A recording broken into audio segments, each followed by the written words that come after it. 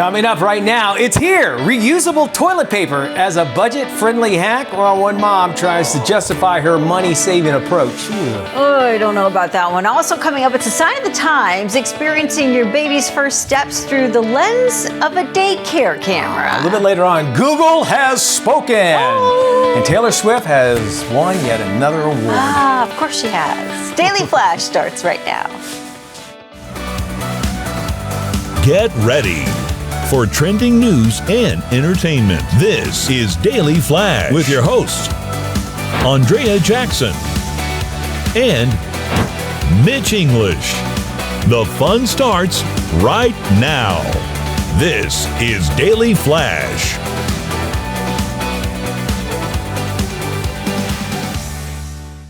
Hi, everyone. I'm Andrea Jackson. And I am Mitch English, and welcome to Daily Flash. Everybody, ready? Here we go. Roll call. James. Matt Doolittle. Andrea. We're gonna work on that. All off beat. I know. I started out going, and then I'm like, oh, I messed up. What was I supposed to do? I have no trying rhythm. to follow along like idiots. We are going to have some fun today. We got today's trends, tomorrow's talk. We got James out there at the crowd, and we got Maddie right over here, and we got AJ. What are we doing? Oh, we're talking baby names. Baby so, names. you know, we always like to talk about these baby name trends, right? So names like Heather and Danny, completely yesterday. It's like 80s. Heather. Yes. New names like Thea, Una, Pippet, Lark, Lexus. Lark is cool. Hawk. Hawk is Yes, a lot Hawk. of bird names. A lot of bird names, yeah. So fastest growing girls' names for 2025. I'll just mention a few here. Areli, Really? Arden, Una, Soraya, and Vida. How is Una spelled? Yuna. Ooh, see, Vita, Right. you said Vita? Vida, Vida, Vida, Vida. So that's my daughter's middle name. Is it Oh, really? is it really? Gianna What does it mean? Vita Alexander. Vida Life. It just sounds Does cool. Vida mean life? Yes. Yeah. Poetry was on this list too, which I thought was weird. As a name? Yeah, and Iceland. Ice or Iceland. Now you're scraping the bottom of the barrel when Yes. you're going after country names. Here's some of the boys' names. Ozias, Alakai, What? Chosen, spelled Chozyn, Chosen. Get out.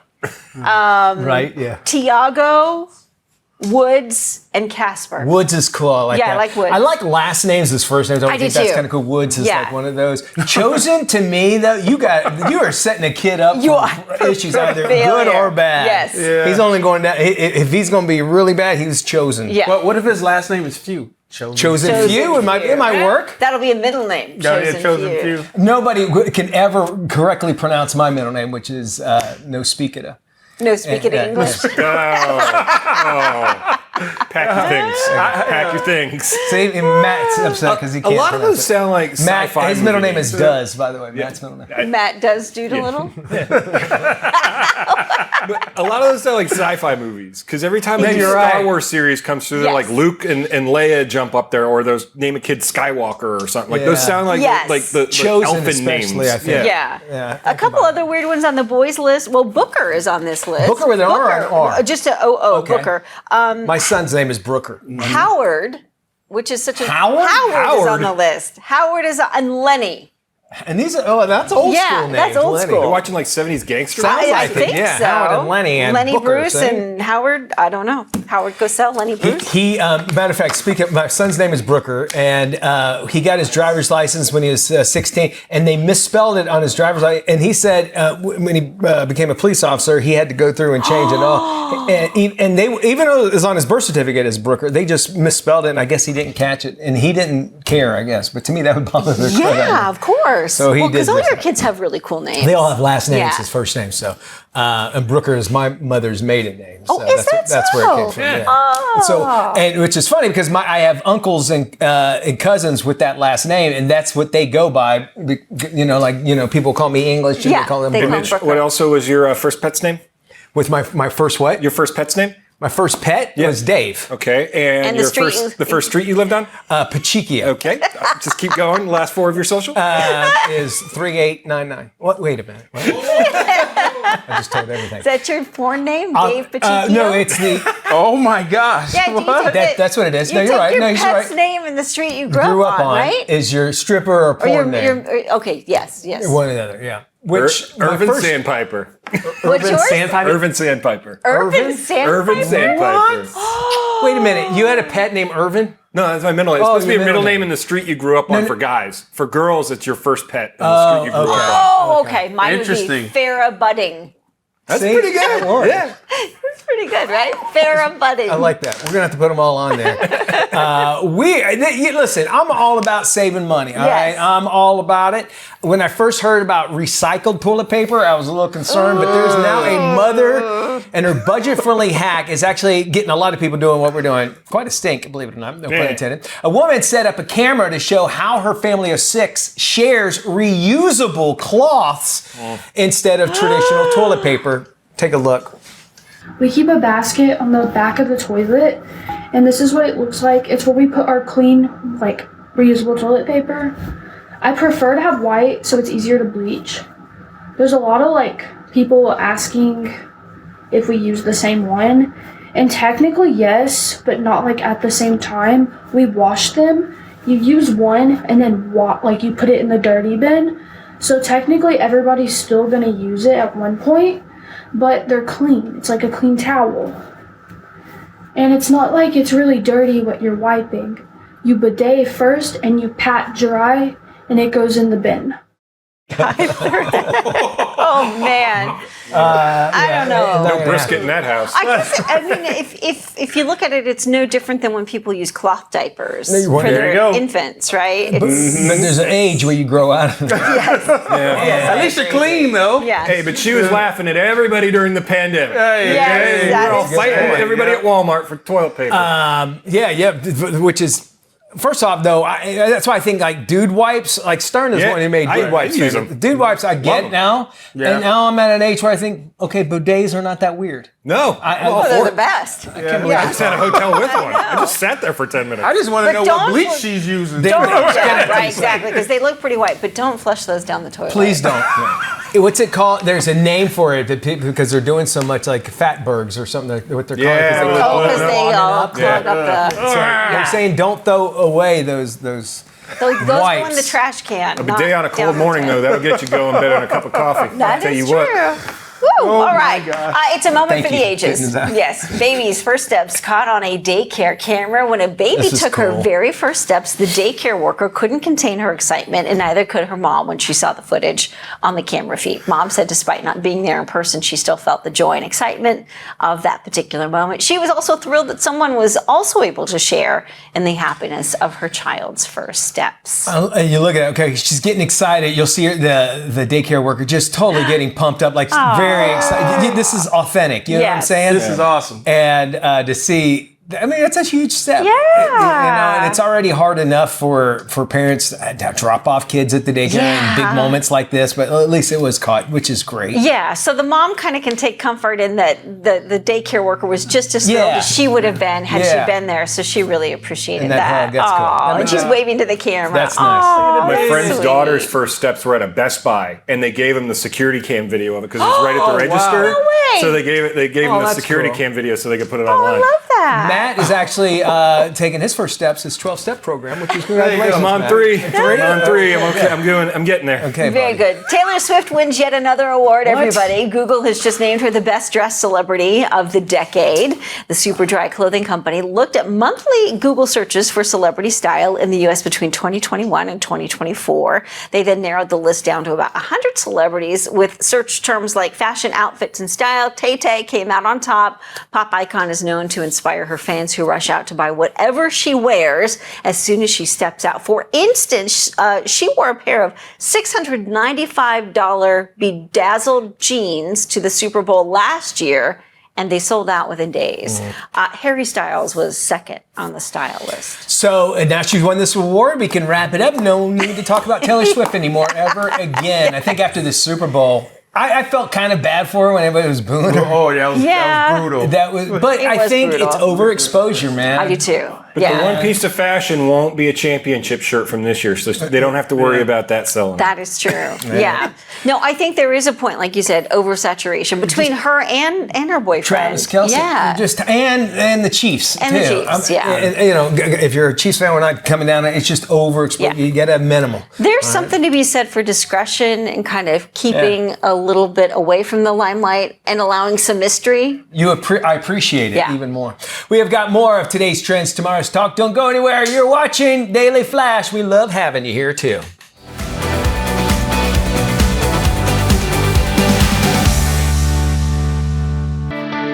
Welcome back to Daily Flash. Hey, I'm Mitch English along with Andrea Jackson. Yes. He has actually spent the last 3 decades. He travels to more than 70 countries. Yeah, he's been bit, chased, shot at, jailed, and had his finger stitched back on twice. That's just a Tuesday, I think. Right. I know. He is wildlife photographer Jason Edwards, and he's joining us now to discuss his new book, Icebergs to Iguanas. Please welcome to the show, Jason Edwards. Hey, Jason. Welcome to Daily Flash. Thanks, Tell me about Thanks for having me. Jason, tell me about your connection with animals. Was it something you're like, hey, they make great subjects because they're easier to you take pictures of? Like, give us a little bit about your background. So I actually grew up in what would be regarded as a halfway house for wildlife. My father was a long-haul truck driver, always bringing home injured owls and kangaroos and things like that. So there were snakes in the backyard, reptiles. So I never really knew a childhood without the immersion of wildlife. And then I became a zookeeper at 18 for 12 years, working with big cats and primates. So I think my degrees were all in the animal sciences. I think I was just destined to go down that path. Nice. Your work with National Geographic has taken you to every single continent. What are some of the most memorable moments from your journeys around the world? That's a great question. I mean, it's one of the things after more than 30 years on the road is I try and find everything and everyone interesting. Otherwise, it's really hard to leave home. I've got a family, of course. But I mean, when you get the opportunity to sleep in trees, 10 feet above lions, see 2 lions below you and see the light change over ice in Antarctica, or a storm in the Amazon once took 45 minutes to reach me, and it sounded like there was a steam train coming through the forest. I mean, all of these opportunities are just staggering, let alone the Indigenous people that I get to work with around the planet. You are obviously not afraid to take chances here, but imagine that comes with extreme patience, because we only get to see the end result. Yes. We don't see how much work that it takes to get that one shot. Let's say of a rare hummingbird or something. I'm just picking this out. How much preparation does it take? Or is it like, hey, I'm walking along and you see a hummingbird and take a picture? Walk us through that. I want to know. Well, actually, sometimes it is. You're walking along and then that thing is there.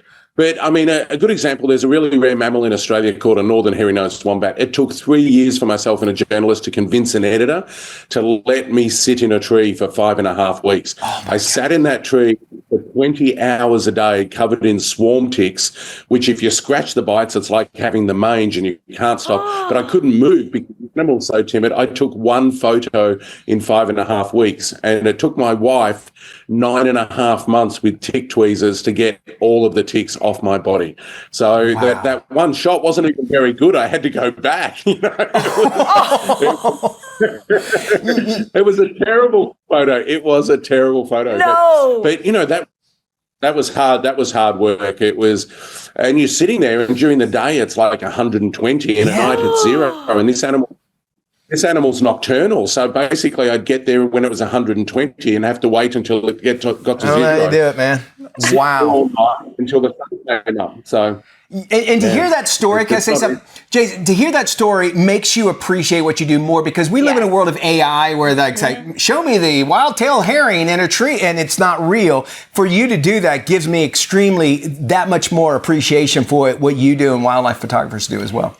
Yeah, when you see these images, it looks so amazing, but there's also serious risk involved, not only patience. Did you ever think, you know what, this might be a little bit too dangerous? Only once I had Will, my son. That's when it changed a little bit initially. And I think the first few years at home, Geographic actually kept me at home so that I would have that time with Will. But once he got older and I still had to get on planes and go to unstable countries politically or on dangerous shoots, the psychology had to shift. And to be honest, Megan, my wife's amazing. She's so pragmatic. At one point, I was so distressed on a shoot. It was unstable. I wasn't distressed for that, but she said, you need to make a decision here and now. You are getting on planes and doing what you've always done, putting yourself at risk. And I have had so many diseases. If you can think of a disease or a rebuild, I have had it. I've had discs punched out, fingers slashed, arms ripped. My head stitched back, flap stick back on a few times, and insects living behind my eyeballs. And she says to me, you've got to get on that plane, because if you don't, you need to find something else to do that keeps you at home. That's and incredible. I don't think our marriage had survived me being at home the whole time. You talked about one of the most patience thing. You got to be a patient father. I mean, wow, first off. But let's talk about some of the magical experiences that maybe an experience that you had that maybe might have changed your life, or really just said, along with what your wife's support, was a really magical experience. Can you share that with us? For sure. So it was actually one of my first shoots, actually my first shoot in Africa. So decades ago, and I'd been on the road for 3.5 months, and this wildebeest herd approaches this river and starts crossing. Crocodiles are grabbing them, lions are grabbing them, and the herd fractures. And the sky turns this ashen grey, and the herd moves across, and a single giraffe moved into the herd for protection of wildebeest. And the picture's in the book. You'll see it in the book. And it must have hit a high point in the ground, because the giraffe looks even larger than giraffes are. And I sat there at that moment. I only took 2 frames. And that frame to this day is the frame that I connect myself. That changed my life, my career path, and to be quite honest with you, who I was as a person and how I saw the world. Because it was just so magical, so biblical, if you like. It was so spiritual for me to see that scene that I thought to myself, this is where I'm meant to be. This is what I'm meant to do. And I was fortunate enough as a young person to have a passion and have some skill, to manage to do a career in that. Yeah. Jason, wow, incredible, right? Amazing. Jason, we could talk to you all day. No kidding, Thank you so much for joining us. Jason's new book, From Icebergs to Iguanas, is now available on Amazon. You can also find out more about Jason at his website, jasonedwards.co.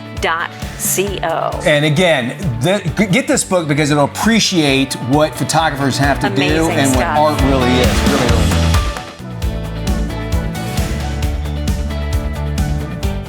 Welcome back to Daily Flash. I am Matt Doolittle. Welcome to your weekly furry friends. Well, big news out of New York City. Legislation was just introduced in the city council that would change the way pet owners take care of their furry friends. Right. So in New York City, they earned a Safe and Sick Time Act lets employees take time off to look after their own health and their family members, or even like their kids if they're at school, bereavement type of stuff.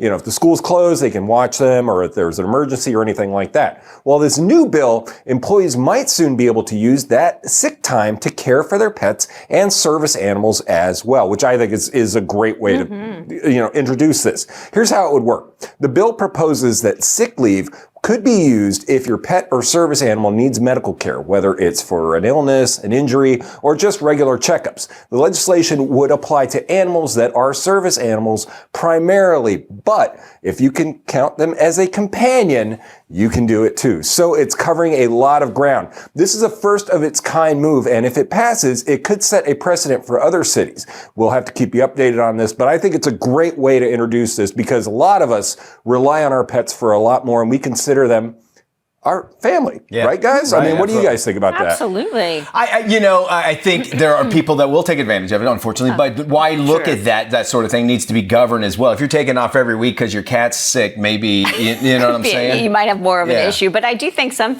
people, their pets are their kids. So if one's sick, or God forbid you lose a pet, there's time to mourn. You need. I agree. A service animal should probably be with you at work anyway. Yes. So I would get with that.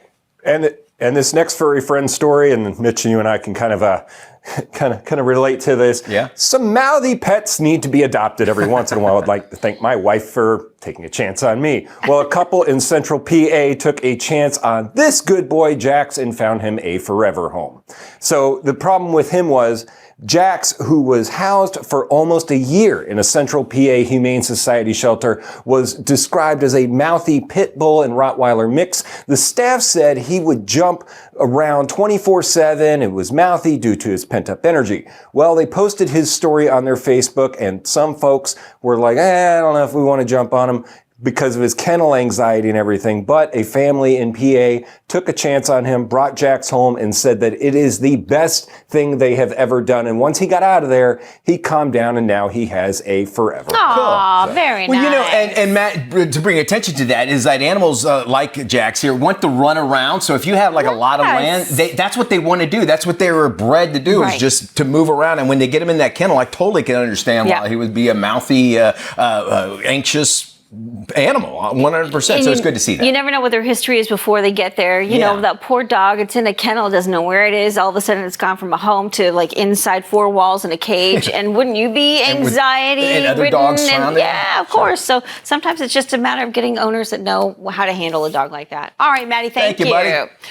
So this story keeps making headlines. The Miami Heat honored player Dwayne Wade by unveiling a statue of the basketball legend. He's now the first Heat player with a statue outside of the arena. However, while it's considered a great honor, many say it bears absolutely zero resemblance to Wade. And since the ceremony, the statue has gone viral for all the wrong reasons. Now, Wade spent all but one of his 16 years in the NBA with the Heat, helping them win 3 NBA finals. The 13-time All-Star and 8-time All-NBA honoree was inducted into the Hall of Fame last year. The statue was revealed 8 months after team president Pat Riley announced his plans to honor number 3. Now, what I understand, which is interesting about this whole thing, is Dwayne Wade was part of the design and sculpture of this statue all the way. So he approved it.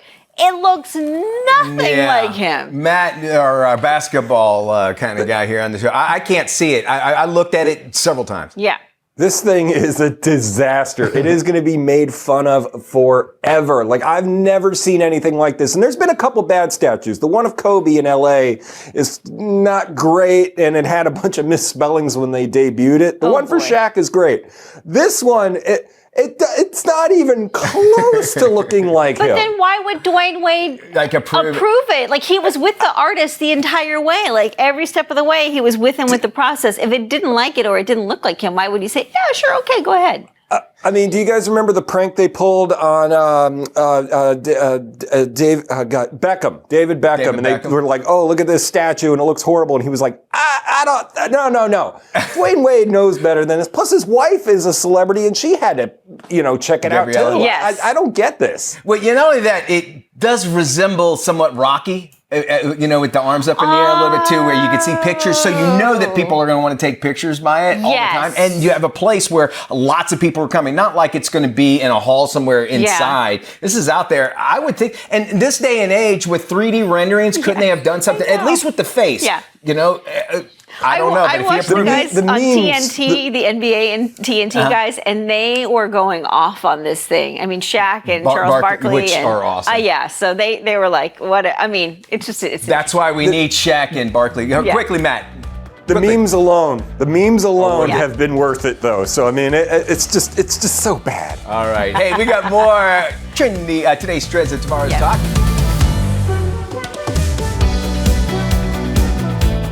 This is Daily Flash with your hosts, Andrea Jackson and Mitch English.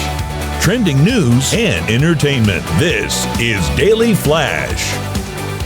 Hi, everybody. I am Mitch English. I'm Andrea Jackson. This is Daily Flash, your source for trending news and entertainment. All right. The Church of England has come out. COE. The COE. Thank you. Church of England has come out and said, we are in a day and age where there are people that are lactose intolerant. There are people that are gluten intolerant. Celiac disease. That sort of thing. So this came and brought forth in front of the Church of England saying, listen, our crackers are going to have gluten in them, and our wine is going to have alcohol in it. They had to come out and say that. Shut up. As God is, what is God is my happening witness. to us? But they had said because there were so many people had that celiac or they quit drinking or whatever. Really? That and a cracker that big. Yeah. Has anybody ever eaten a Catholic cracker? Yes, I have. They're horrible. They really stick are. to the roof of your mouth and they're dry. Just dissolve. I don't drink out of the same cup though. I just say That's another one. Okay. Cheap wine. I'm driving home. I can't. You can.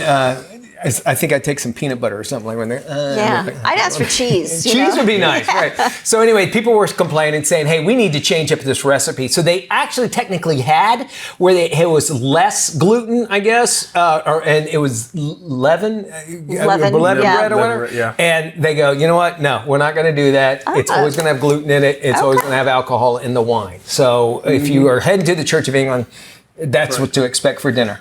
That church is lit. Midday snack. Drinking of the wine. That's called happy hour in some parts of the world. He was like, you get the sick guy. Hold on. A little more. Every month. I'll take a refill. Refill, please. Yeah.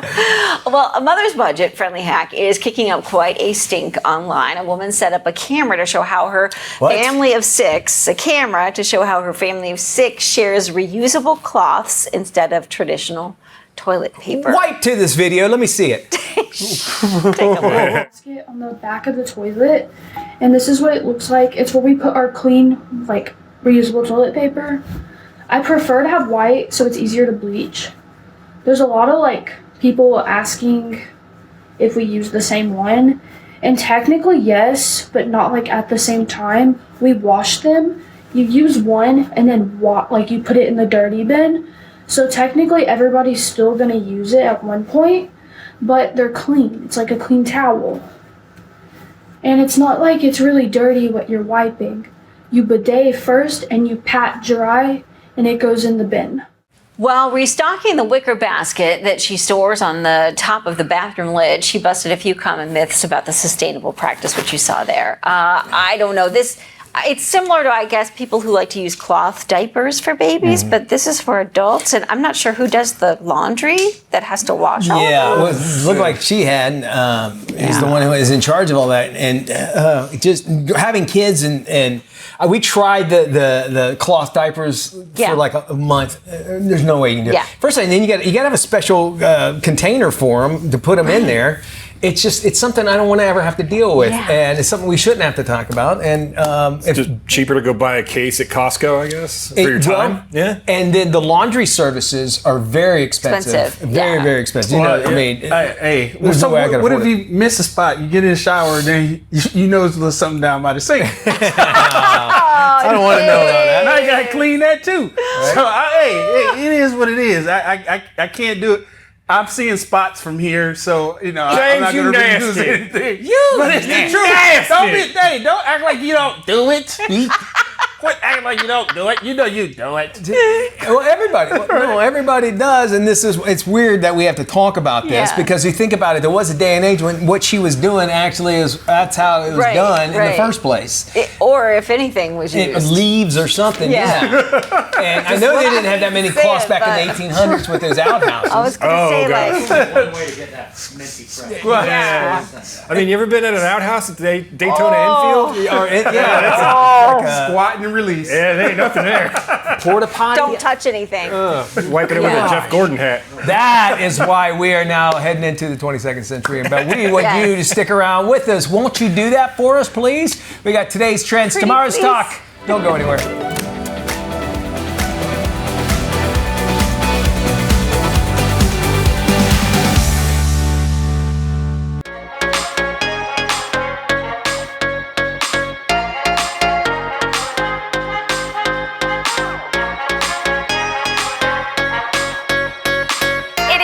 To dive into some life love shopping. Did you know if you hold a cup of warm coffee in your hand, you're more likely to judge someone as warmer and kinder than if you are holding an iced coffee? Yes, it is a new book. The author of the book, What Your Body Knows About Happiness, Janice Kaplan, joins us now to explain how to use your body to change your mind. Janice, welcome.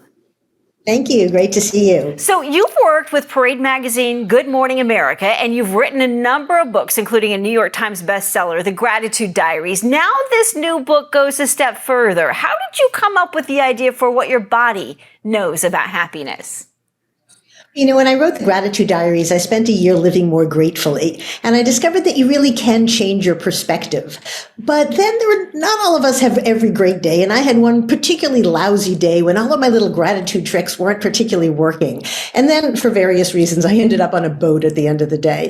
All of a sudden, the sun was shining, the water was sparkling, and I felt good. I didn't have to tell myself to feel good, I just did. And I thought, what's going on here?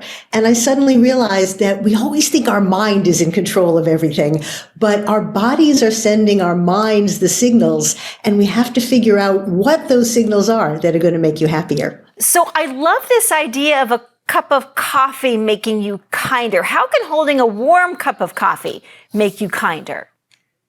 Isn't that crazy? It's this fabulous research that was done out of Yale where they asked people, they got volunteers to come, and they were going to describe certain people to them and see how they felt about them. Now, what they didn't know is that some of the volunteers were given iced coffee and some of them were given hot coffee. And the people who held the hot coffee for just a couple of minutes beforehand actually had warmer feelings than the people who held the iced coffee. And it's again, our bodies are sending those signals, and in a funny way, our minds think in metaphors. Warm heart, warm coffee, that must be a warm person I'm looking at. And there have been lots of other experiments like that too. They've shown that if you're sitting on a harder chair, you negotiate harder than if you're sitting on a soft chair. Maybe, soft chair, soft heart. And our bodies are constantly telling our minds things that we're not aware is going on. There was another experiment where people who were given a resume judged the person as being more serious if the resume were on a heavy clipboard than if it were on a light clipboard. Again, somehow their body was signaling this person must be a heavyweight, not a lightweight. Interesting that you mentioned all these tactile experiences. You also say going somewhere new can up your happiness factor. Does it have to be a 5-star vacation? Well, it's nice if it is. But, yeah, right. Absolutely not. Our brains may be wonderful, but they're kind of lazy and they like to get away with doing as little as possible. And so when everything is the same in a day, your brain kind of doesn't take in a lot of the stimulation. But as soon as there's something new, your brain goes on alert. And basically it's checking to make sure that everything is okay. But it can be something as simple as take a different road when you're driving to work. You'll see things differently. Go to a farmer's market and buy a fruit that you've never bought before. You'll suddenly taste things differently. Anything we can do to arouse our senses, to get our brains paying attention, gives us just a shot of energy and a shot of excitement. I love it. Just a few seconds left. One other way that we might be able to be happier right now. Okay, sit up straight, sit up a little bit straighter. Research shows that when you sit straight and hold your head up high, it actually changes your attitude. You're actually better able to access happy memories and happy emotions. When you're slumped, you do that when you're in a depressed mood and your body says, and your brain says, there must be something wrong. So sit up straight and you'll feel better and you'll like this interview and this book a lot better too. Janice Kaplan, thank you so much. The book is What Your Body Knows About Happiness. It's available for pre-order right now on Amazon. KSA Entertainment is dedicated to uplifting the communities we serve. Through KSA Cares, we're bringing awareness to the causes that matter most, supporting those who work tirelessly to make a difference. From honoring veterans to championing environmental responsibility, KSA Cares is committed to inspiring positive change. At KSA Entertainment, we're here for the stories that bring us closer. Innovate with us. We can make a difference. A new study published in the New England Journal of Medicine shows promise in predicting cardiovascular risk in women. Dr. Payal Kohli has more. A new study published in the New England Journal of Medicine shows a simple blood test can predict a woman's cardiovascular health risk over 30 years. Heart disease is the #1 killer of women in the U.S., and these findings could make a difference in early prevention and treatment. Harvard-trained cardiologist Dr. Payal Kohli explains this breakthrough. This study shows that by measuring cholesterol, inflammation, and fat markers in the blood, we can better predict which women are at risk for heart disease. It's like looking into the future. And the earlier we know, the more we can then do to reduce that risk and keep women healthier for longer. Dr. Coley emphasizes that measuring inflammation is key to understanding cardiovascular risk, helping women make more informed heart health decisions. This research highlights how readily available blood tests can empower women to understand and reduce their risk of heart disease. To learn more about heart disease and inflammation, visit cvdinflammation.com. Interesting statistic. 1 in 3 adults say they actually plan to eat at home more in the next 6 months. Pitmaster Erica Roby has more. Comfort food is making a comeback and home cooks are ready for the challenge. They're also looking for savings at the grocery store. 71% of grocery shoppers are looking to cut prices. Erica Roby, one of the leading female pitmasters in the U.S., has more. As the fall temperatures start to creep in and school routines are in full swing, families are looking for high-reward, home-cooked meals like pot roast, hamburgers, and beef stew. One of the most high-rated recipes on beefitswhatsfordinner.com is meatloaf. While many home chefs want to recreate their childhood favorites, they're also experimenting with unfamiliar flavors. Home chefs are putting a nostalgic spin on recipes and using ingredients like Korean gochujang and black sesame oil. Seeing a lot of cool recipes out there like Korean beef bulgogi bowls and also crispy Cuban beef. So just go ahead and try it. For more recipe inspiration and ideas, including all your favorite comfort food beef recipes, visit beefitswhatsfordinner.com. A British woman who applied for a job as a motorcycle stunt rider said her application was returned after nearly 50 years. It was apparently lost at the post office. What? 70-year-old Tizzy Hodson said she mailed the application in January of 1976. She was hoping to land her dream job as a motorcycle stunt rider. The letter recently arrived in her mailbox with a note at the top saying, "Late delivery by the post office found behind a drawer, only about 50 years late." Wow. Hodson said she was never discouraged when her letter went unanswered. She went on to work as a snake handler, aerobatic pilot, and a flying instructor. Aerobatic pilot, I should say. Okay, so hey, if you could take that picture again, Marilyn, of her. Okay, you guys seen the movie The Jerk? One of my favorite movies of all time. Yes. He runs off to the circus with the motorcycle lady. Tell me if that day they don't look alike. That's 100% her. Right? Oh my gosh. Look, James, sweet baby, Yes. right there. Look, James, look up. No, right here. Look at that. Now look at her. Yes or no? Yes. That looks Yes. just like the girl. Yes. Now she had I more would say wild hair. yes. First off, I think this is awesome. Yeah. Number one, that you talk about a long time ago, 50 years ago, 50 years. for her to do it. That is something people want to see, Yeah. like a woman doing that. So I can imagine feeling like her career was taken away from her. Yeah.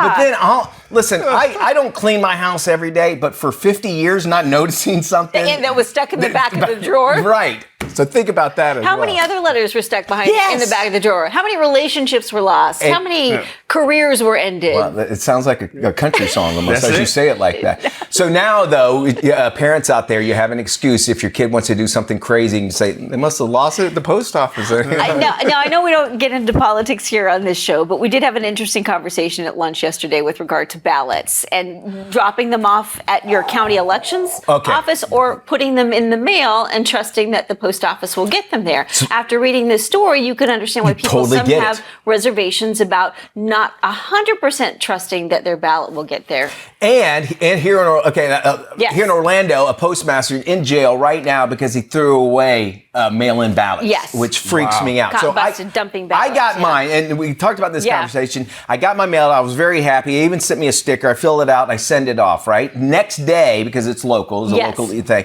they send me an email that says, hey, your signatures don't match. Which I think is great because at least they're paying attention. Somewhat. Yes. But you've seen my signature. Yes. I mean, I have a very eclectic signature, right? Don't show it off. If somebody, I am not going to show it off, but you know, couldn't copy Jackson it if you wanted has to. seen it for years. Yes. You know, I've known her for 25 years. So anyway, they look at it. This is the conversation. I call the lady. They tell me what number to call, and they say it needs to be cured. So I call the number up. The lady goes. She goes, yeah. I give her all my information. And she goes, okay. And oh, wow, that's a signature. Oh, okay. And I go, yeah. And she goes, wow. Okay. It kept on going. Wow. Starts laughing like this. Right?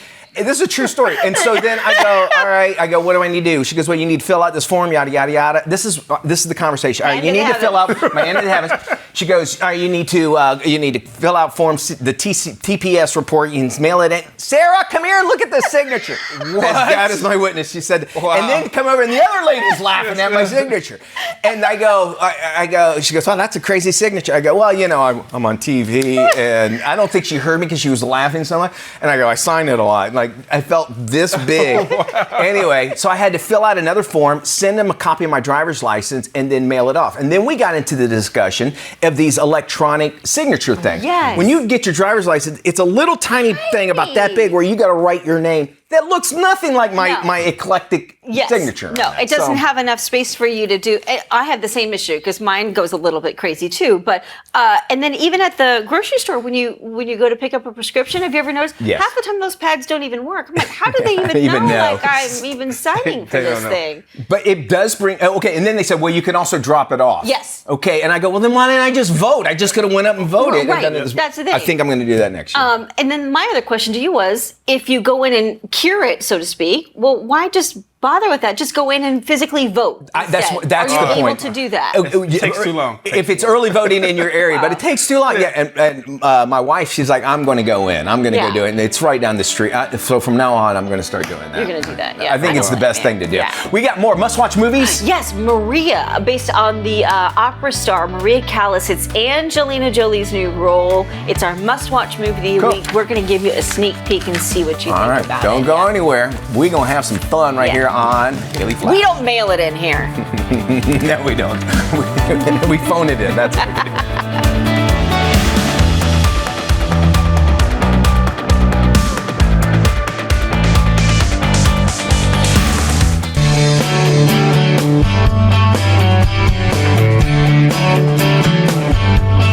Welcome back to Daily Flash. It is the story of the world's greatest opera singer who retreats to Paris in the 1970s. She wants to escape her life in the public eye. This one starring Angelina Jolie. It's our must-watch movie of the week, Maria.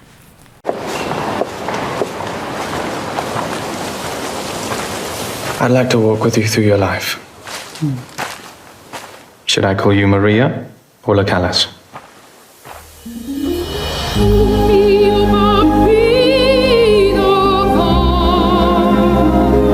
Tell me how it felt to be on stage. An exaltation, an intoxication. I thought the stage itself would burn. Sometimes this thing happens, the thing that's happening right now. There's a point where self-confidence becomes a kind of insanity. How is that for a position for the piano, madam? It's not right, but I'm nice, so leave it. Perhaps we could speak of your life away from the stage. There is no life away from the stage.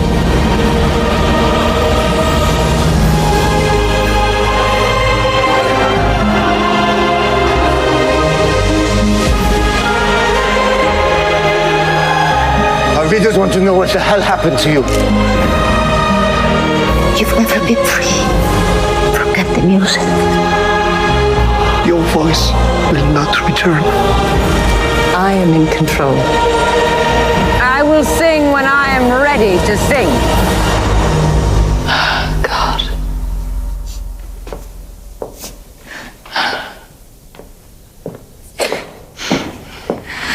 Let's go.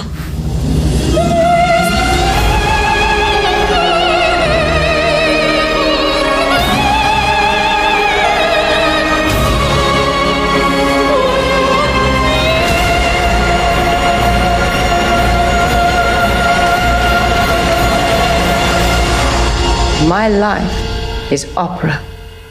There is no reason in opera.